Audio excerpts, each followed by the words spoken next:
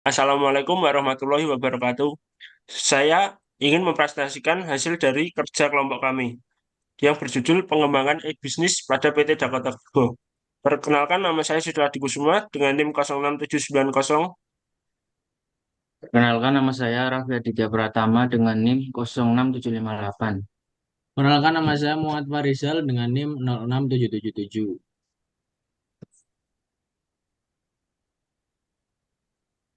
Bab 1. Latar belakang. Perkembangan globalisasi mempengaruhi pola pikir manusia terutama dalam hubungan antar warga negara Indonesia yang semakin terbuka tanpa batasan geografis. Ini menciptakan perubahan besar dalam kehidupan bersama di mana keterhubungan dan interaksi antar manusia menjadi kunci.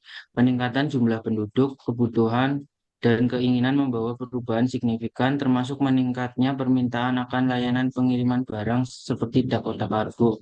Dakota Cargo sebagai perusahaan pengiriman barang menawarkan layanan melalui 3 jalur transportasi, yaitu laut, udara, dan darat. Jenis transportasi ini memungkinkan pengiriman barang melalui kapal laut, pesawat terbang, truk, kereta api, dan tronton. Dengan bertambahnya kebutuhan logistik, Dakota Cargo hadir sebagai solusi yang telah beroperasi sejak tahun 1996. Tujuan pengembangan proyek aplikasi bisnis. Satu, meningkatkan efisiensi operasional dengan tujuan utama aplikasi bisnis untuk meningkatkan efisiensi dalam proses pengiriman barang dan manajemen logistik. Hal ini dapat mencakup otomatisasi tugas-tugas rutin, peningkatan visibilitas pengiriman, pengelolaan inventaris yang lebih efektif, dan lain sebagainya. Yang kedua, pengembangan layanan pelanggan yang berfokus pada pengembangan aplikasi yang dapat meningkatkan pengalaman pelanggan seperti pelacakan pengiriman secara real time, notifikasi status pengiriman, kemudahan pemrosesan pembayaran, dan layanan pelanggan yang responsif. Yang ketiga, peningkatan akurasi dan keandalan bertujuan untuk menciptakan aplikasi yang dapat meningkatkan akurasi informasi terkait pengiriman barang, termasuk pelacakan, estimasi waktu kedatangan, dan informasi penting lainnya. Hal ini dapat membantu dalam membangun kepercayaan pelanggan dan meningkatkan keandalan layanan. Selanjutnya, skalabilitas dan adaptabilitas bertujuan untuk merancang aplikasi yang dapat berkembang seiring dengan pertumbuhan bisnis. Aplikasi harus mampu menangani volume pengiriman yang lebih besar dan dapat diadaptasi untuk memenuhi kebutuhan yang berkembang seiring waktu. Yang kedua, keamanan data dan informasi, keamanan data dan informasi. Bertujuan untuk menjamin keamanan data pelanggan, informasi pengiriman, serta aspek penting lainnya dalam aplikasi. Hal ini penting untuk menjaga kepercayaan pelanggan dan mematuhi regulasi terkait privasi data. Yang ketiga, analisis dan pelaporan. Tujuan untuk membangun kemampuan analisis yang kuat dalam aplikasi untuk memantau kinerja operasional, menganalisis tren pengiriman, dan menyediakan laporan yang membantu dalam pengambilan keputusan bisnis. Yang keempat, integrasi dengan sistem terkait. Bertujuan untuk mengintegrasikan aplikasi dengan sistem-sistem lain yang ada di perusahaan untuk memastikan alur kerja yang lancar, terhubung seperti sistem manajemen inventaris, sistem keuangan, atau sistem pelacakan pengiriman lainnya. Yang terakhir, keberlanjutan dan informasi. Bertujuan untuk merencanakan aplikasi yang dapat terus diperbarui dan ditingkatkan sesuai dengan perkembangan teknologi dan kebutuhan bisnis yang berkembang. Selanjutnya ada manfaat dengan adanya aplikasi e-bisnis. Yang pertama, memudahkan dalam pengiriman barang. Pelanggan dapat dengan mudah melakukan pemesanan pengiriman secara online melalui aplikasi, mengurangi hambatan dalam proses pengiriman barang. Yang kedua, pelacakan pengiriman yang real time. Aplikasi memungkinkan pelanggan untuk melacak status pengiriman barang mereka secara real time, sehingga memberi mereka visibilitas penuh atau lokasi dan perkiraan waktu kedatangan barang. Yang ketiga, meningkatkan efisiensi dengan otomatisasi proses bisnis seperti pembayaran, penjadwalan pengiriman, dan manajemen inventaris. Aplikasi dapat meningkatkan efisiensi operasional perusahaan. Yang keempat, pelayanan pelanggan yang lebih baik. Aplikasi dapat memberikan layanan pelanggan yang responsif, memberikan notifikasi penting, dan menjawab pertanyaan pelanggan dengan cepat, meningkatkan kepuasan pelanggan. Yang kelima, mengoptimalisasi rute dan logistik. Melalui analisis data dan teknologi, aplikasi dapat membantu dalam optimalisasi rute pengiriman dan manajemen logistik, menghemat waktu dan biaya dalam proses pengiriman barang. Yang kedua, meningkatkan transparansi dengan adanya informasi yang tersedia secara transparan melalui aplikasi, baik bagi pelanggan maupun perusahaan, tercipta kepercayaan yang lebih besar dan pemahaman yang lebih baik tentang proses pengiriman. Ketiga, memudahkan pembayaran. Aplikasi bisa menyediakan opsi pembayaran secara online yang aman dan mudah bagi pelanggan, serta memudahkan transaksi pembayaran. Yang keempat, mengembangkan bisnis. Dengan memberikan akses yang lebih mudah bagi pelanggan, aplikasi dapat membantu perusahaan untuk mencapai lebih banyak pelanggan baru dan memperluas basis klien mereka. Yang kelima, meningkatkan keamanan data. Aplikasi dapat dirancang dengan keamanan data yang kuat, memastikan perlindungan data pelanggan dan kepatuhan terhadap regulasi yang berlaku.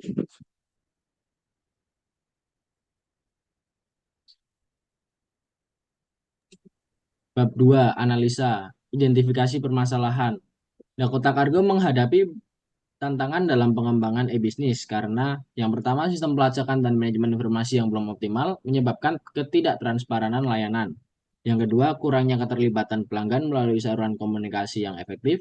Yang ketiga, perlu optimalisasi proses logistik dengan integrasi teknologi terkini dan otomatisasi rute pengiriman. Yang keempat, sistem keamanan yang belum maksimal, perlu melindungi data pelanggan dan informasi pengiriman. Yang kelima, integrasi yang terbatas dengan mitra bisnis menghambat kolaborasi digital. Dan strategi yang dibutuhkan adalah yang pertama meningkatkan teknologi, yang kedua efisiensi operasional, yang ketiga penguatan keterlibatan pelanggan dan mitra bisnis. Selanjutnya ada diagram fishbone sistem pelacakan tidak optimal. Terdapat 4 poin, ada main, method, product, dan machine, yang semua tertuju pada sistem pelacakan tidak optimal.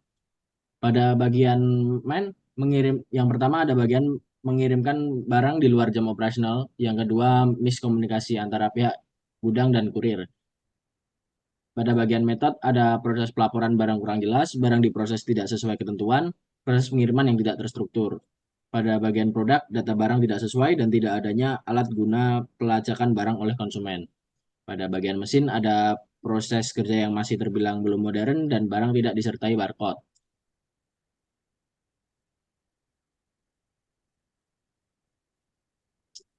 Kemudian ada identifikasi peluang pasar. Dakota Cargo dapat mengembangkan proyek aplikasi e-bisnis dengan memanfaatkan peluang pasar.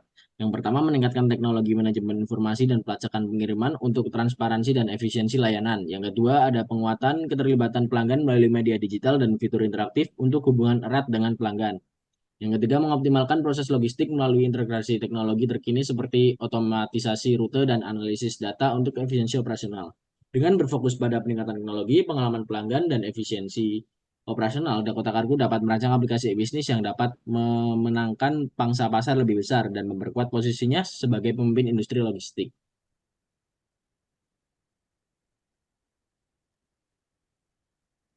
Oke, pada bab 3 terdapat desain, yaitu ada desain BPMN.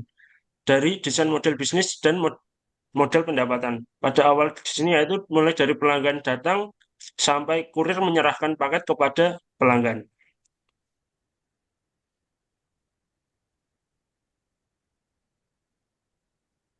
Yang selanjutnya ada desain konseptual. Pada desain konseptual ini yaitu pelanggan menyerahkan data barang kepada pihak agen, lalu pihak agen memberikan invoice pembayaran, pelanggan melakukan pembayaran, dan pelanggan mendapatkan resi atau bukti pengiriman.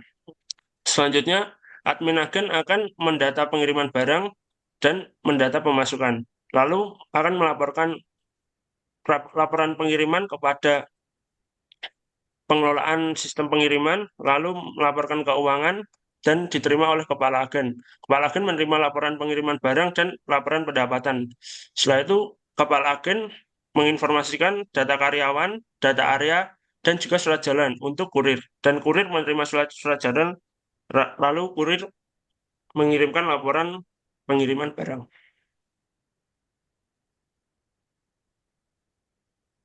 Ini fungsionalitas alur proses. Yang pertama ada pengendalian akses dan keamanan melalui autentikasi dan otorisasi pengguna. Yang kedua, profil dan personalisasi pengguna untuk konten yang disesuaikan, dan pencarian efisien untuk melacak pengiriman dan layanan.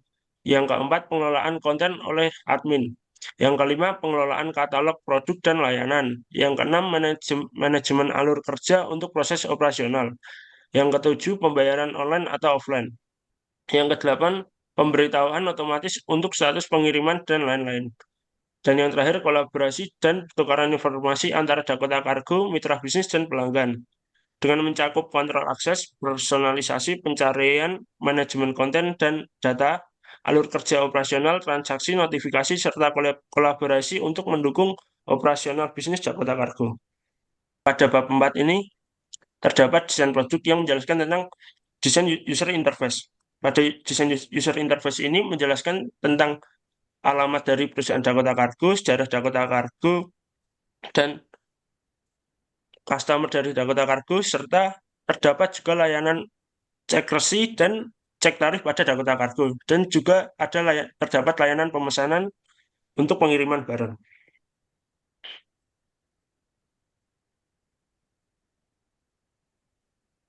Kemudian pada kesimpulan dan saran, pengembangan aplikasi e-bisnis dianggap sebagai langkah strategis untuk meningkatkan daya saing dan pertumbuhan bisnis Dakota Cargo. Analisis menunjukkan adanya peluang pasar signifikan dalam tren digitalisasi logistik dan permintaan layanan berbasis online. Tantangan yang dihadapi melibatkan sistem informasi dan pelacakan pengiriman yang belum optimal, kurangnya keterlibatan pelanggan secara digital, serta aspek keamanan dan integrasi sistem yang perlu ditingkatkan. Aplikasi yang akan dikembangkan perlu menangani permasalahan tersebut dan memanfaatkan peluang yang tersedia. Peningkatan transparansi informasi interaksi pelanggan, efisiensi operasional, integrasi, dan keamanan sistem menjadi fokus pengembangan. Fungsionalitas utama termasuk manajemen data, kolaborasi, pembayaran online, dan pemberitahuan. Dalam pelaksanaannya, Dakota Cargo perlu memperhatikan faktor-faktor kunci seperti analisis kebutuhan pengguna, desain antarmuka yang user-friendly, integrasi sistem internal, pemilihan teknologi yang tepat, sosialisasi dan pelatihan, serta evaluasi dan perbaikan yang berkelanjutan. Dengan langkah-langkah ini, diharapkan pengembangan aplikasi e-bisnis dapat membantu Dakota Cargo memimpin dalam industri logistik digital saat ini dan di masa depan. Sekian dan terima kasih atas perhatiannya. Wassalamualaikum warahmatullahi wabarakatuh.